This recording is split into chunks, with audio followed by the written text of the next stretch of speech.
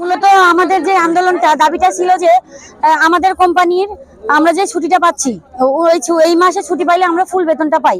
সেখানে মালিক বলছে আমাদের 20 দিনের বেতন দিবে আর 8 দিনের ছুটি দিবে। আমরা আমাদের দাবিটা হচ্ছে, আমরা বলছি যে আমাদের 20 দিনের বেতন আর সঙ্গে 2 ঘন্টা করে ওভারটাইম হলে 20 দিনের 40 ঘন্টা ওভারটাইমের টাকা আর ছুটি আরো 2 দিন বাড়াই দেওয়া লাগবে।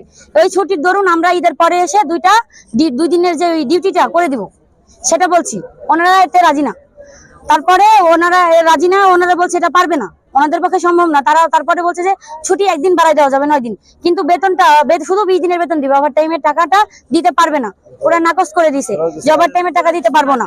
হচ্ছে যে দ্বিতীয়ত হচ্ছে যে আমাদের তখন আমরা বলছিলাম এইভাবে তো হয় না, পোলাপান মানবে না। আর না মানার কারণে ওনারা আমাদের সাথে ফ্লোরে গেছে। ফ্লোরে যাওয়ার পরে পরিবেশটা একটু পোলাপান কাজ করবে না, কাজ নাই, এরকম কাজ করে নাই, যার যার জায়গায়।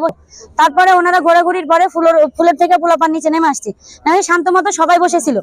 এখন বসে থাকার পরে দেখা গেল যে বাইরে থেকে আমাদের অফিসের জিএম স্যারেরা, বাইরে অফিস ম্যানেজমেন্ট বাইরে থেকে অস্ত্র সন্ত্রাসী ভিতরে ঢুকাইছে।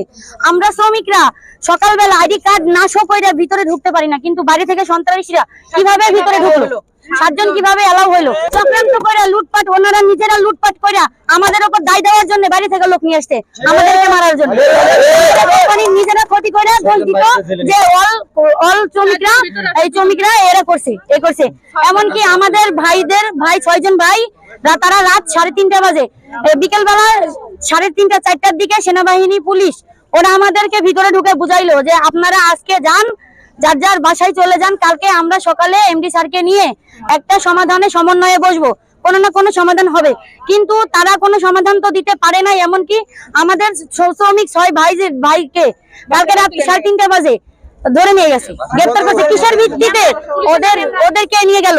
ওই ওসি কিসের ভিত্তিতে? কোনো মামলা ছাড়া, মামলা ওয়ারেন্টি কাগজ না দেখায়া কিভাবে নিল ওদেরকে কেন ধরে নিয়েছে? আমরা চাই হচ্ছে আমাদের জিএম কেন লোক নিয়ে আসলো, বাইরের লোক কোম্পানির আমাদেরকে মারার জন্য সন্ত্রাসী কেন আনছে? দ্বিতীয়ত হচ্ছে আমাদের 6 ভাইকে ছেড়ে দিতে হবে, এমনকি এই মামলা আপোষ করে দেখাইতে হবে যে কারো নামে কোনো মামলা নাই। আমরা 6 মাসের মধ্যে কোনো শ্রমিক ছাঁটাই করা যাবে না। আজকের আন্দোলনের কারণ হলো আমরা 10 দিন ছুটি চাইছি, মালিক পক্ষরে জানাইছি 10 দিন ছুটি লাগবে আমাদের, আর 20 দিনকার বেতন দিলে ওভার টাইম লাগবে, না হলে ফুল বেতন দেওয়া লাগবে, ওভার টাইম লাগবে না। এটা মালিক পক্ষর জানাইছি। মালিক পক্ষের বলে নাই, মালিক পক্ষের বললে মালিক পক্ষ আমাকে দিয়া দিত। এটা হচ্ছে যে কমিটি আছে আমাদের ম্যানেজমেন্ট আছে, এই ম্যানেজমেন্ট আমাকে দেয় নাই। এই ম্যানেজমেন্টের জন্য আমরা নামছি মাঠে নাইমা, তারপরে এই যে ভাঙচুর কিছু করি নাই। প্রশাসন আমাকে কইলো তা আমরা কালকে দেখতেছি এই বিষয়টা সকাল টাইমে দেখা, তারপরে আপনার যা বলবো তা আপনাকে জানাবো, যদি না হয় তাহলে আপনারা মাঠে নামবেন।